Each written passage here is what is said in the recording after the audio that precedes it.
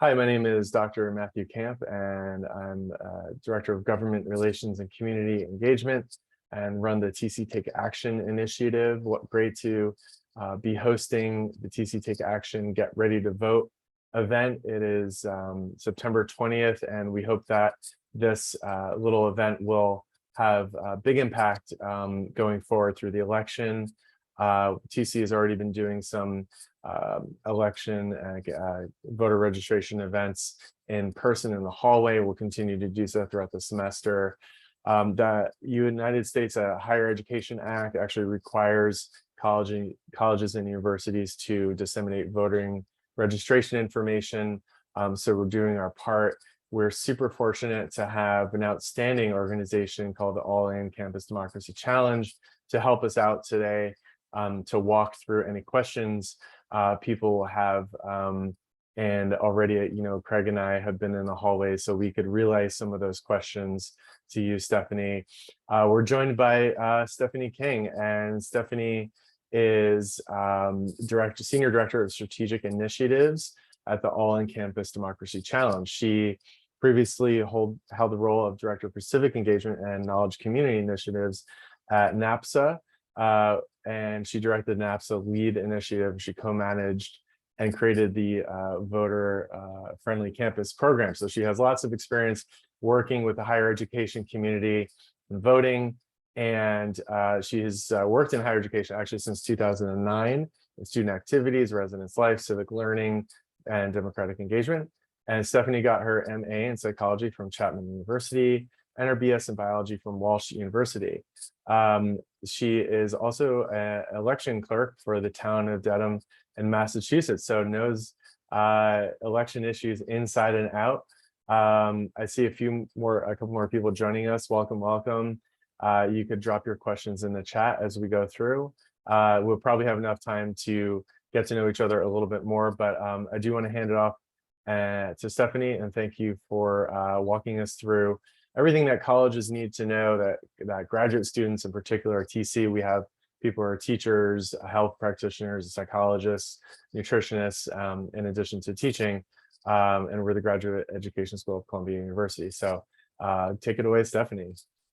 Awesome. Thank you so much, Matt, for the opportunity to be with you all today and to be part of the TC Take Action program to really support your students in creating a civic ethos for themselves, so where they identify within the civic process and how they might see themselves actively participating and being informed in democracy at large.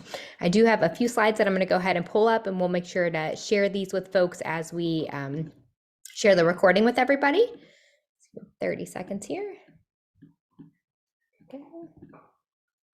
Awesome. So thanks for the flexibility with my tech switch on there. But I just want to acknowledge a little bit about midterm elections. So we know that midterms don't have the same hype or general appeal as our general election that happens every 4 years with the presidents. But want to acknowledge that midterms, they mean a lot to folks and how we're represented, especially at the local and the state level. So the first thing that we wanted to just kind of break down for folks is acknowledging that in November of this year, there'll be 435 members of the House of Representatives and 100 senators, as well as countless local election officials that will be on the ballot this year, not only just the state of New York, but at large within the United States. And so there's a lot of movement that can happen within the House and the Senate that's really at stake as we think about the presidents of our kind of electoral body.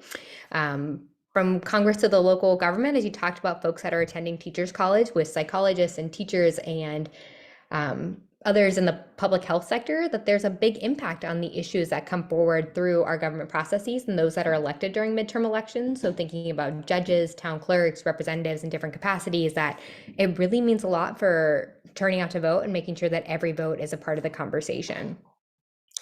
The other piece is to know that 99% of all elected positions are at the state and local level. We generally think of elections as the president and vice president, which is 2 seats, and there's a lot more folks that help to manage our House and our executive branch and so forth. And so just want to make sure that folks understand the weight of elections and how they impact you on the day-to-day. And again, when we think of state elections, we're not just talking about who sits as your representative democracy within the House of Congress, but we're also thinking about what are your town clerks positions? What are your county treasurers looking at? What are your school board officials doing? What are your public health officials doing? Those are mostly elected positions by state. And again, each state varies. So while some might have their board of elections be appointed, others are elected. For instance, in Virginia, as we think about how their state board of elections manages elections compared to departments of elections like we have in Massachusetts. So just really want to keep that in mind. And then according to our colleagues at Ballotpedia, as a data point for folks, there are 308 state executive offices, so governors, lieutenant governors, secretary of states, controllers, et cetera, that'll be on the ballot this year, which aren't the positions that are typically talked about when we think of midterm elections. The other piece is that 46 states and 4 territories will vote on state legislative members, and this includes in Arizona, Florida, Georgia, and Texas. So again, a lot of information about who will be on the ballot and the weight across various state lines. 24 100 largest cities will be electing their mayors, which is pretty exciting to think about, again, the weight of impact that happens, and that includes your close neighbors in New Jersey as they're looking at who will be serving in that kind of capacity within their city. The other piece to think about in accordance with Ballotpedia's records is that there's 27 secretaries of states. Some secretaries of states are the governing bodies that oversee your elections. And so just something to keep in mind. Some of those persons, again, are appointed positions while others are elected. So in Massachusetts, we elect our secretary of state, whereas in New Jersey, it's an appointed position for folks to keep in mind. But that's a little bit of background about midterm elections and the types of positions and persons that will appear on ballots, to give you all a more holistic feel that it's not just seats that sit in the House and in the Senate, but a lot of other positions that will be on the ballot and a lot of other issues that'll be on the ballot, depending upon not only your counties, your precincts, and then also your states at large. The thing that I also want to raise for folks is there's an opportunity for young people, including the graduate populations, to influence elections, meaning that they are aggregated in areas of high density of populations so that votes of young people really could determine how elections turn out. And that is by a study known as the Youth Electoral Significance Index from our colleagues at the Center for Institutional Research on Civic Learning and Engagement. And you'll notice on the slide here that there are a variety of races that are going to be up, that can be swayed, based on the youth vote. And again, it's not just with the Senate and the House, but you're also looking at governor races. There's an opportunity based on the population of young people that they could really persuade the outcome of an election. And again, not an indication if they're voting red or blue, but just an indication that the dense population of young people might have a larger impact than some might perceive based on the geographic regioning of where these persons are located. The other piece to keep in mind is how likely is it that you're going to turn out to vote in 2022? So a lot of our colleagues are looking at the effects of past election histories and what does it mean for young people in general to show up to vote during midterm elections, as they have done in previous midterm elections, such as in 2018 or in 2014 and so forth. And then also, what does it mean based on education level? So if you are in college, if you're a college student, if you're not a college student, if you have family members that have terminal degrees or master's degrees and so forth, like what does the weight and turnout look like? And then also the breakdown of different cultural variables, such as if you identify as white non-Hispanic or Black non-Hispanic or Hispanic or as the Asian American Pacific Islander, like what does that mean in terms of the predicted turnout that you and your spheres of influence, being your family members, close friends, etc., are to likely turn out within the 2022 election. So you notice there's a lot of variance on these variables of where young people are. It's hopeful that more people will show up than they have in previous elections, but still unpredicted at this point in time to know exactly where we'll fall when it comes to November 8th. Stephanie, could you just explain those arrows for us for a second? Yeah, so the difference is that between the 2018 elections and the 2022 midterm elections, you are looking at the variance in prediction. So for instance, of all populations 18 to 29, we are technically down a percentage point in the likelihood that folks are going to turn out to vote in 2022 as compared to the predicted rate that it was in 2018. So you're dropping from 37% to 36%. Whereas you're seeing an increase in kind of a determination about male populations that they're likely to be voters, and that they are going from 39% to the 40%. So you'll notice that the direction of the arrows is the difference in years and time, and then also if the percentages are going up or down based on the year of engagement. Got it. Thanks. Mm-hmm. And yes, a lot of information. This is coming from our colleagues at Harvard's Institute of Politics. And so also a great space, and they do their yearly aggregation of how likely is a person to turn out to vote in local, state, midterm, and then general elections every 4 years. The next thing that we want to look at is just the variance and where voter registration rates are at over time for persons between 2022 and 2018. So you'll notice all of our states that are in the green or on the far right-hand side of the slide had increases in their registration rates between where we currently are in September 2022 versus where we were in November of 2018 versus those that are on the left-hand side of the screen for me that are have red kind of brackets on the bar graph here, that they are below where they were in 2018 compared to where we are in 2022. So there's a lot of opportunity for improvement in terms of registration rates in a comparison between 2018 and 2022 about where states might use additional support to help young persons engage in the registration process of turning out to vote. And some of that might be perceived as apathy of what folks saw in the 2020 election or what they saw in the 2018 election or what they saw in the 2016 election, if they wanted a particular candidate to come into office, if they wanted a particular issue to go a certain direction, or folks finding more salience in volunteer work or petitioning of products or issue-based campaigns as compared to candidates. So the registration rates tend to kind of flow based on interest. So just want to acknowledge that there's a lot of work that can still be done. While registration is up in some states, it's absolutely down in other states with our young persons. And for those that are in graduate school, they're coming around that 20 to 30, 35-year-olds. Like there's some growth within that of our graduate population really hoping to impact registration rates and encouraging your peers to get involved in the process. And then this is just another study also looking at youth voter registration rates, but with a smaller gap, so 18 to 19-year-olds. So not exactly graduate students, although there are some that are in their graduate studies at 18 and 19. And again, registration rates are down more so than they are up in different states. But it does mean that there's lots of opportunity to talk with college students as they're going through the process of registering to vote and developing their civic identity, especially in South Dakota could really use our help, that the numbers are incredibly down for them. But just acknowledging the variance between where we are today and where we were in November of 2018, that numbers could use some improvement.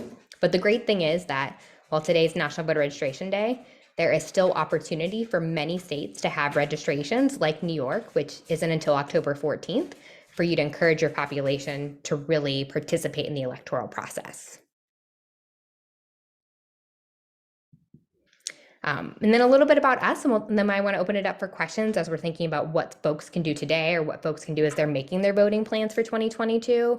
All In General is a nonpartisan initiative of the 501c3 Civic Nation. We work with a network of 930 institutions in all 50 states and the District of Columbia. We currently work with 63 campuses in the state of New York, including the Teachers College, to help you institutionalize what we define as nonpartisan engagement, being civic learning, political participation, and student voter engagement. All In, again, this is just kind of our mission statement. It's our hope is to improve nonpartisan democratic engagement, again, defined as those three pillars, and then also to reduce the gaps in voter participation by age and by race. Again, our impact, while it's in 930 states, the most impressive number is that we have the opportunity to reach 9.6 million students by working with campus administrators to institutionalize their efforts. So it's not just preparing for this election, but building systems to support a campus culture so that in every election, you're being supported year round and not just when it's kind of sexy or flashy. The problem is that we know these gaps continue to persist in participation by age and race, and we also know that college student generations tend to be younger and more racially diverse than they've ever been, and so there's an opportunity to really support those individuals and populations by engaging in the electoral process. Our solution is to equip colleges and universities with structure, support, and recognition that enables them to institutionalize these efforts, again, on a year-long basis, with an emphasis of really supporting their students and finding their civic identities. We know that campuses that participate in our program tend to see a 3.7 percentage point increase in their voter registration rates over time, which is significant compared to campuses that are not participating in our program or other nonpartisan initiatives to give them that structure that they might be lacking in different capacities. So how do we do what we do? We ask all of our campuses to create a campus-wide voting coalition. So with us, working with Matthew to help support the Teachers College and make sure it just doesn't live within his inbox or government affairs, but that there's multiple prongs supporting students and finding their niche in terms of civic engagement. We'll work with campuses to develop an action plan so you understand strategies and tactics, as well as like what's a calendar of events. So taking part of these TC action programs to know what are the moments and times that you can seize and how do you assess impact. We ask for all of our campuses to participate in the National Study of Learning, Voting, and Engagement. It's a unique, one-of-a-kind FERPA compliant study that's run with our colleagues at the Institute for Democracy and Higher Education, and it'll help campuses to identify their voter participation efforts. So the number of students that are eligible to register to vote, those that are eligible that choose to take the action of registering to vote, and then also looking at those that have chosen to register to vote, what is the percentage of turnout? So we know nationwide that young persons in general are pretty good at registering to vote, but turnout tends to see a significant drop off.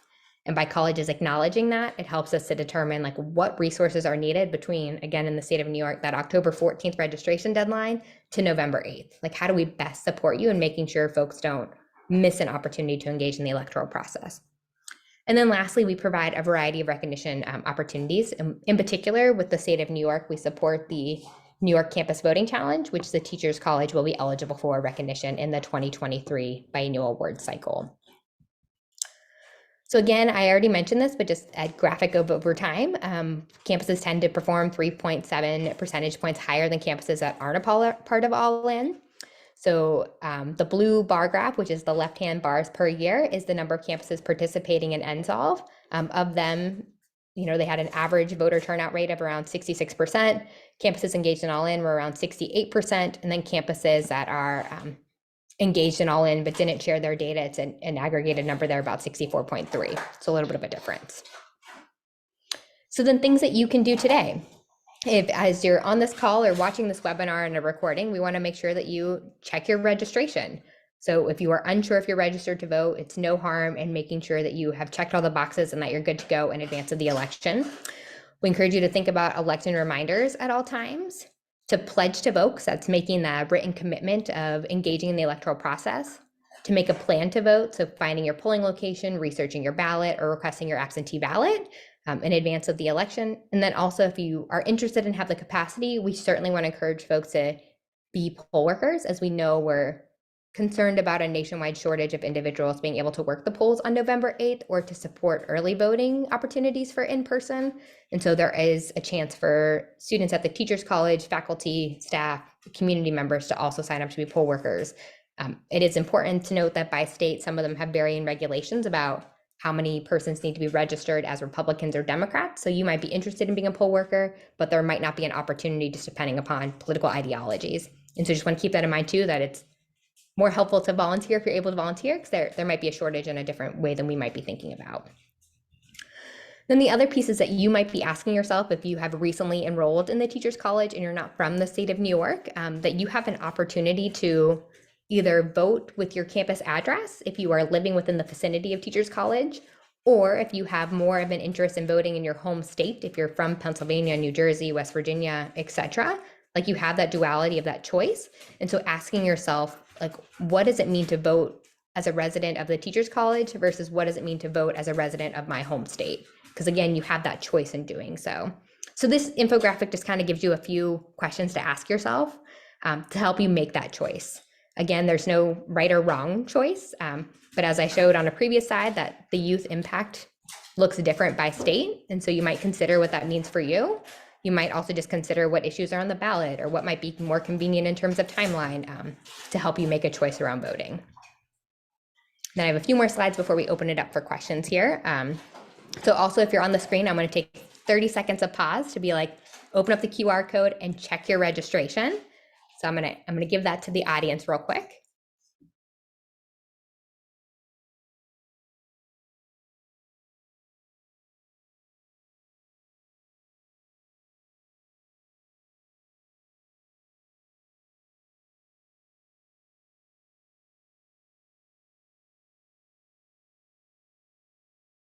This is great. And while we're doing it, I was just curious, is this connected to like vote.org or another organization that helps us find your registration records?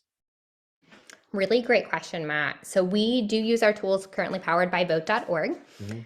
So it does connect you to make sure you have national data in real time about finding your polling location, registering to vote, checking your registration, as well as requesting your vote by mail Mhm. ballot.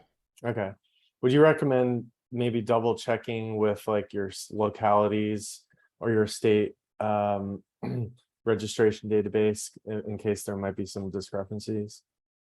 That's a really great question. So when you use a portal interface like vote.org or the allintovote.org website, it does connect you specifically with your election department. So depending Mhm. upon the state in which you are registering to vote or checking your registration, it either gets vetted by your Secretary of State, your Lieutenant Governor's office, or your Department of Elections in Mhm. particular. So each of them will have a link out path that will say, "Hey, Stephanie, I know I'm registered in the state of Massachusetts. I can check my registration with Secretary Gavin at the moment to say, like Mhm. based on the ma.gov website, and Mhm. it'll link me to that. If I use any of these portals, it will direct you specifically to those state entities to make sure again that you're getting the appropriate information. Nice. I was able to confirm my registration, so I'm ready to go. Anybody Awesome. else have any uh, success with that or questions with the QR code?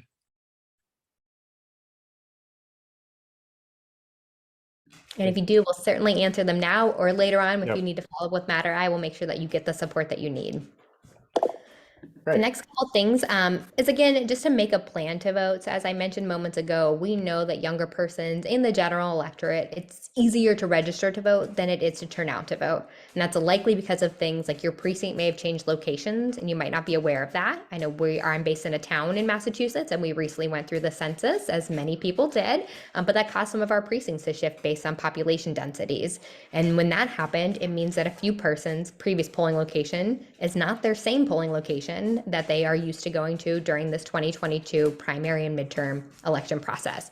So you want to make sure that you know where your polling location is. You want to know if you're going to vote early in person. You want to know if you're going to vote by mail and to make sure you meet those deadlines. And then you also want to make sure that you take the time to research your ballot. So it has been traditional for some that if they register with a particular political party that they just vote down ballot. I know I'm registered as X, so I vote X the whole way down, regardless of who the persons are. But really, with how much people have multiple identities, we want to ensure that folks take the time to research their ballots, research their candidates, and make sure that the individuals and issues resonate with them, and not just making a perceived notion that everything is going to be, if I vote X or register X, I fully agree and align with everything that's on the ballot. So make sure you take the time to research who's on there and research the issues that are on there. The other piece, if you're not a US citizen or if you have a felony record of any kind in different states, you might not be eligible to vote, or if you are one of those novice educators in the world that are 17 entering into your graduate studies, you might not be eligible to vote this time around. But that doesn't mean that you can't participate. There's lots of opportunities for you to talk with your classmates, to talk with your family members, to talk with your friends to ensure that they are able to participate in the process. So again, reminding people that they can pledge to vote, reminding yourself that you can pledge in the future if you are working towards that process of citizenship, or if you're turning 18 just after the election. Also want to make sure that you stay in the know of election happenings. So we will share them on our social channels with All In to Vote is our Twitter, Instagram, Facebook. You also have the New York State Board of Elections, so encourage you to follow them on Twitter as they provide updates regarding regulations to voting.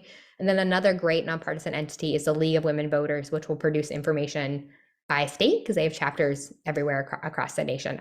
It just might be helpful for you to take and consider as you're navigating the electoral process. So then the last thing that we do is we offer a program that involves vote tripling, which is called Taking the Pledge to Vote.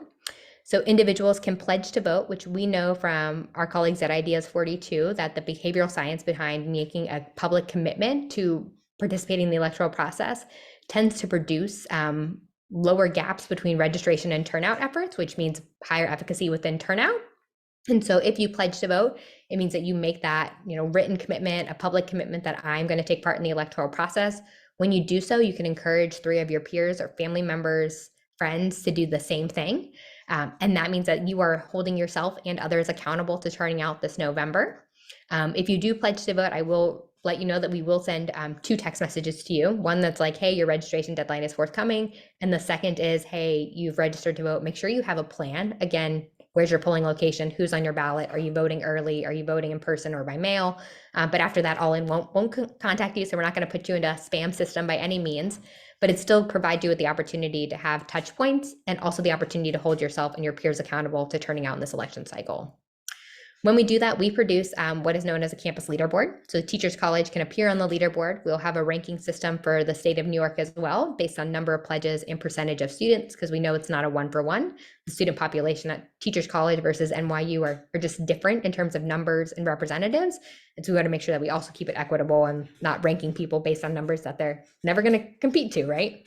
But we will do a weekly posting in celebration of campuses that are engaging in the electoral process. So just know that you have the opportunity to present on this website at different times. And I think that's the content that I have is, you can make a plan. We have great systems and tools, but really want to be here to be a support mechanism to you all as you're navigating the electoral process. And so with that, I'm going to stop sharing my screen and open it up if folks have questions, comments, thoughts, ways that we can be helpful. Amazing. Thank you so much, Stephanie. That was really very clear and thorough. And I think we have a couple of us on here. Craig has got a question in the chat. You want to join us, Craig, on off mute? Yeah, sure. So I just wanted to see if we could get copies of these slides, because I found especially the information regarding registration state by state is really interesting and motivating, I think, as far as deciding, where students if they want to get an absentee ballot or vote in New York. So if it's possible, I'd love to get a copy so we can use them here. Oh, absolutely. Happy to share a copy of the slides. And I'll also work with Matt to make sure that I share links of the specific studies that I cited in case folks want to dive deeper. I'm always happy to nerd out about election information, but I realize it can be overwhelming and others might be like, I want more of it. And so as much as we can point people to valid information about the electoral process, we are happy to do so. And then also happy if folks are reviewing the slides at a later date. If they have questions, I will share my contact information with Matt and make sure that myself or a member of our team is available to answer any questions that folks may have. That's great. Thanks. Thanks. Yeah. One of the questions we get most often is, where should I vote? And of course, we can't tell people, exactly, it's a personal and political decision. And I really like that slide that you had. And just wondering, off the cuff, if we have someone coming up to us in the hallway and they said, I'm registered, and we had somebody, Colorado and Texas and Wisconsin, and they weren't sure. They may have still been registered back in one of those states, but they're thinking of switching. What would you say to someone like that? No, that's a really great question. And I think persons' identities change over time, and where they find community changes over time. So a student may come to the Teachers College, as an example, from a state like Texas or Georgia or Massachusetts or Vermont, wherever they're coming from, and say, like, I felt like I was from my hometown and that feels organic to me and feels generative. But now that I'm on campus, I'm in New York City, I feel like this is home. I feel like this is community. I'm concerned about community-based issues in particular, right? Like my biggest example is if you're concerned about food insecurity or potholes or how your K through 12 system is running, you might want to have more of a voice in that local community than you do in your home state. And as long as you aren't voting like, hey, I registered to vote in the Massachusetts primary this year and took care of that, and then, oh, I've decided I really want to vote in New York this year, like now I want to swap mid-election cycle, like that's a hard stop. Like you need to make a decision on where you're going to be present. Some states will require you to have residency for at least 6 months before you can update your registration. But to keep those variables in mind, that one, you don't want to try and register and vote in 2 states at one moment for one election cycle. And then 2, you can always update it, right? If you decide you're in your first year and you feel like you're still from Massachusetts as you're going through the process, and then in your second or third year of graduate studies, you decide, no, New York is home, like you can update and make that registration. But again, it's a values-based choice on where you find community. There's no right or wrong answer. You might be like, oops, I missed the deadline in some state, because that's real. And then be like, oh, I'm more able to participate in the election in this state compared to that state. But also, again, making sure you have residency. Then you should go through the process in that way. We also have a great one pager that I'll be sure to share with Matt to share with others that helps college students navigate that out-of-state choice. of like, what are the do's and don'ts and what are questions to weigh? And again, all in a nonpartisan capacity. So not saying, hey, you should vote in this state because it could make things turn red or blue, but instead, like, where do you see yourself and where do you see homage, and how do you, as a person, make that choice for you, and then not encourage others. You can talk to your peers, wherever you want to talk to your peers, but you're not here to influence elections. Like, you're here to make choices that you identify with.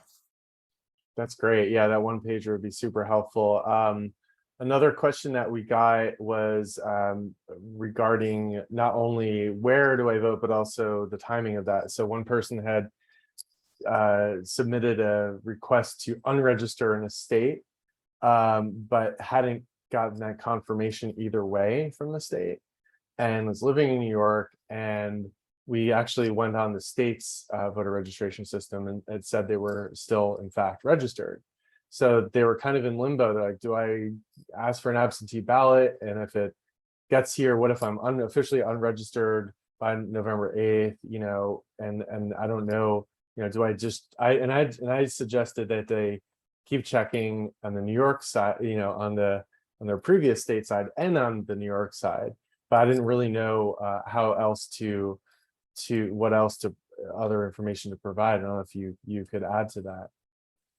That's a really great question and a complicated one, because there's no federal mandate on how quickly states need to process voter registrations, verifications, or changes in addresses. So I wish I could be like, here's the one website to go to that makes the magic wand happen, but it just doesn't work that way, because it depends upon the state's process in particular. But as the example, if a student was registered in New York and they've now moved and they live in New Jersey, as an example, and they're like, I would like to vote in New Jersey, but it keeps saying I'm a New York registered voter. The thing that they need to do is to make sure to go through the New Jersey registration process to update their registration. And as soon as the New Jersey state pings that they have registered, it'll drop off their New York. They'll become an inactive voter in the state of New York.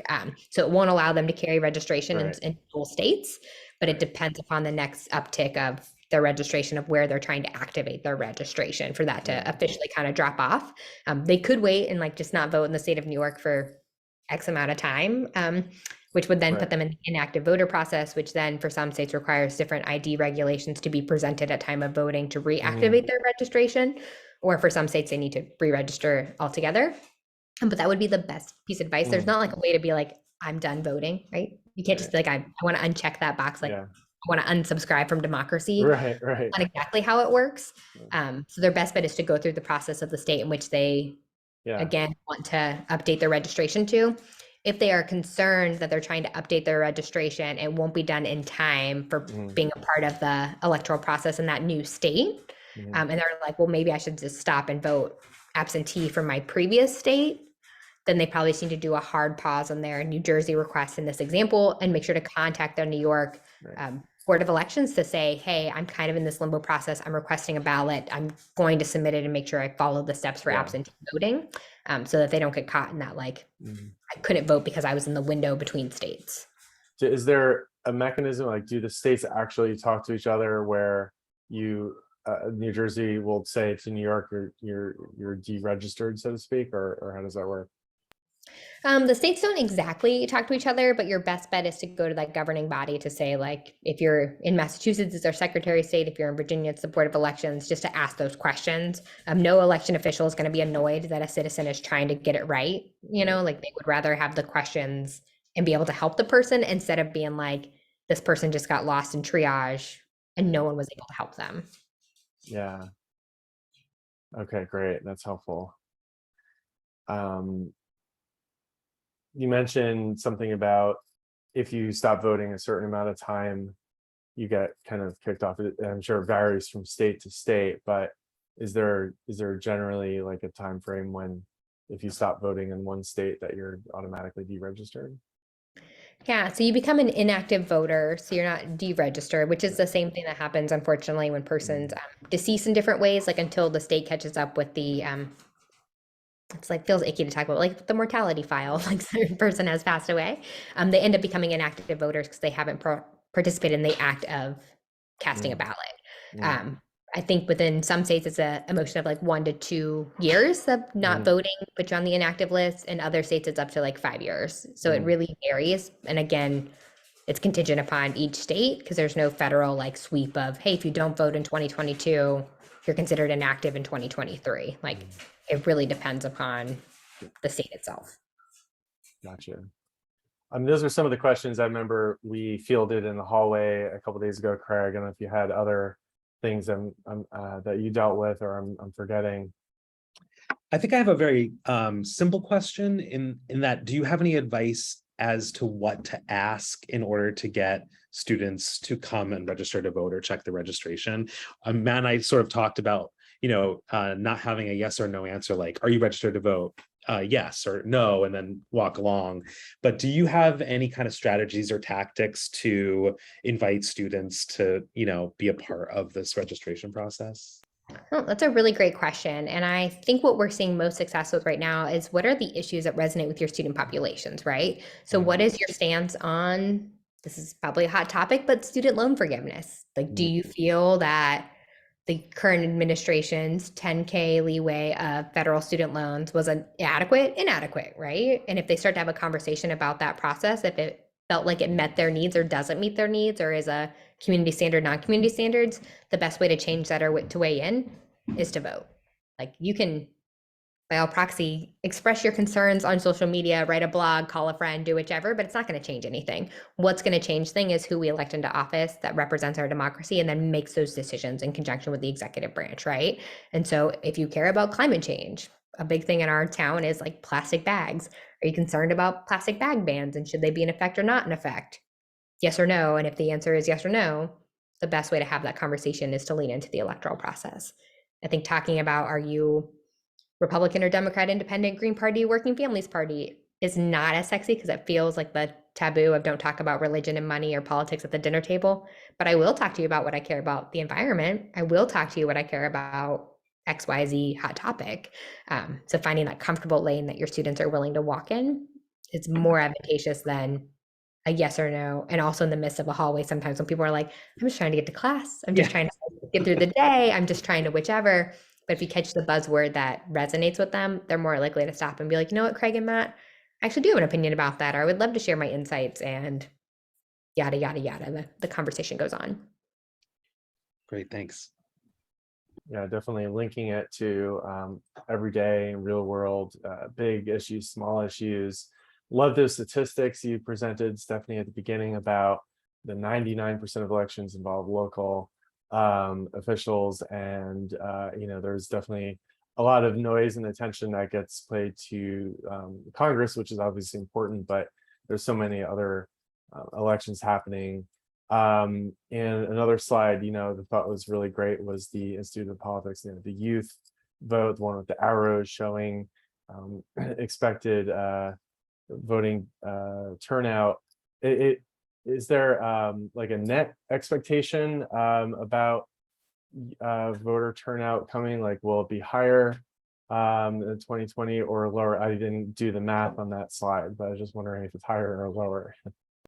I mean, I feel like anyone that is an optimist wants to believe it's going to be higher, right? Mhm. Right. For the first time coming off of the 2020 election, we saw a college age participation that matched the general electorate, which is the first in a lifetime, right? That Yeah. young people were showing out in the same capacities as those that have historically voted. And so I think if we can continue on that trend, like hopefully it stays the same. The hard part is that we know in general that midterms are less appealing to folks, that it doesn't feel or become evident in the data that students are showing up. That said, we have seen almost doubling of numbers in participation between 2014 to 2018. And hopefully between 2018 and 2022, we see that same, maybe not a doubling of numbers, because that would put us, in the 80 percentile of folks, but like at least getting closer to the midline of matching the general electorate in terms of participation. So I would like to say yes. I don't know if fully in the world of data folks would agree with me, but I'm optimistic that young people are paying attention and that they will continue to see the upward trend of participation in our elections. Nice. Yeah, and your organization definitely deserves a lot of credit in that, and helping colleges, which are so closely connected to students, living there or studying there or both, providing resources to make this process easy. And we definitely dealt with a bit of exasperation. Some people kind of fed up with the esoteric process and kind of like, I know in New York in particular, it's been challenging in the city, Board of Elections, hopefully getting a fresh look or some reform to just, do its job a little bit better. And, with more accountability, and more voting that will happen. It's just interesting to hear about the disconnect with after you register, but then the actual turnout that just in that month or so, or those few weeks that we have between the registration deadline and the day of the vote. And you mentioned polling locations have changed, and that's true definitely. I know my neighborhood in New York, where it's from one building to the next, and if it's raining and you're schlepping from one building and you forgot your umbrella and it's, oh no, it's around the corner, you might just be tempted to go home. And I would blame you, but I almost wouldn't blame you for wanting to go home, or something like that. So are there other reasons that you've heard where there's that melt, so to speak, between registration and turnout? Yeah, I think some of it is lack of preparedness, right? To your point of like, I didn't realize my polling location changed and then the weather happened and then it's just a day, right? There's also concerns of, as I mentioned briefly, of not having enough poll workers for the midterm elections, and a concern with future elections as well. If there's a long line and you're waiting for more than 15, 20 to 30 minutes, you might be like, I don't have 3 hours to stand in line. Also making sure that places of employment and academic entities and other community-based programs can give flexibility to participants. Like, can you be 4 hours late to work if you needed to get to a new polling location, exercise your right to vote, and then get to work without needing to take a PTO day or a sick day or whichever, right? Like, can we give flexibility in that way? Can we make sure classes give space or no, final assignments, no thesis projects due on election day, to ensure folks aren't having that dreaded feeling of, if I'm late for this, it has greater impacts. Although if you miss a vote, it also has greater impacts. But that's harder to see. It's less tangible, because also while we vote in November, the transition of power doesn't happen for a few months. And so you don't get that immediacy as part of the concern as well. Well, yeah, that's all true. And at Teachers College, we don't have that excuse, because our president, Tom Bailey, I think starting last 2020 election, made election day a holiday. So super happy about that. We're running out of excuses, rain or shine, we're gonna have to get out and vote. Just curious if you knew the ballpark of colleges and universities that do make election day a holiday. Yeah, the number is pretty small. Like, I think it's only a couple hundred that do that. There is a great program known as Day on Democracy that is matching which institutions give election day off as a holiday versus which institutions give leeway. A great example is the University of Pennsylvania has like a jury duty HR policy, which also leans into elections, so folks can have time off. They also get the same flexibility if you want to be a poll worker for that day. Like, yes, not everyone in every department can sign up to be a poll worker, so there needs to be the human conversations of like, you can't all take PTO the same day in some departments, but you can kind of weigh pros and cons to who is able to do the things they need to do. And then a lot of campuses are canceling classes, or South Carolina has it in their state constitution, like no classes on election day, which is a different level of engagement to help support state-based institutions. Wow. It's good to hear that the trend is there and it's happening, it's growing, hopefully, and we're part of it. I want to be mindful of time here. Just wondering, you've worked with probably 900 plus colleges throughout the country. You've seen best practices, you've seen what's worked. We want to continue to be a leader and getting turnout. We're going to hopefully sign up for the database and get some good some pre and post data. Wondering, what you would leave us with, if you could share one thing with, thinking about a college or maybe even a graduate school, what would that be, for not just the students, but for administrators and staff who want to help out? Now, that's a great question. And again, I wish I had a recipe that was like, if you do all these steps, it'll be perfect, right? Like, we will solve democracy's apathetic attitude in different capacities. Unfortunately, it doesn't work that way. But what I would say is that every small act matters. So every one person that you get registered, even when that table can feel defeating in the hallway if everyone's walking past you, like that one person is like a microcosm of a wave, right? So they get registered, they participate, then they tell their 3 friends, and the next year it's their 3 friends, and so on and so forth. Or you have one faculty member that's willing to talk about democracy in their classroom outside of the subject matter of political science. That's another network of 20 to 50 students that are engaging in the process in ways you haven't seen before. And so to not take for granted those small moments, even when they feel defeating or tiring of, I thought I'd have 50 volunteers, or I thought I would register 200 people, like that's hard. And also the impact in someone's identity when it comes to civics is not something you can measure, right? Because it's in time, it's an attitude, it's a pervasive problem that we have with apathy. However, it can be solved by changing one person. And so just to kind of keep that morale boost going as you think about your efforts on the day in and day out. Yeah, that's really inspiring. Yeah, I think about exercising and exercising civic muscle, you know, kind of like the body politic, if you want to continue the metaphor about needing to keep it active. And so, yeah, at the individual level, you know, we have had really great encounters in person, registering people for the first time. I'm thinking of a professor who has been a British citizen and was into her 80s and became a US citizen. I think before the maybe the 2020 election. And that was her first, we registered her right in the hallway, you know, she's 84 years old. And people, you know, working at the college, maybe a new immigrant to the country, very inspiring to be able to work with people, and they do have that bigger effect, and it changes lives. So I want to thank you so much, Stephanie, and your organization for your time and all the great resources you provide. We'll be sharing this recording widely. We'll be doing more stuff in person for sure. Hopefully enlisting faculty, staff, students, and alumni to all spread the word in their communities to boost these voter registration rates. So thank you so much. Really appreciate your time today. Of course. Thank you all. Thank you. Take care.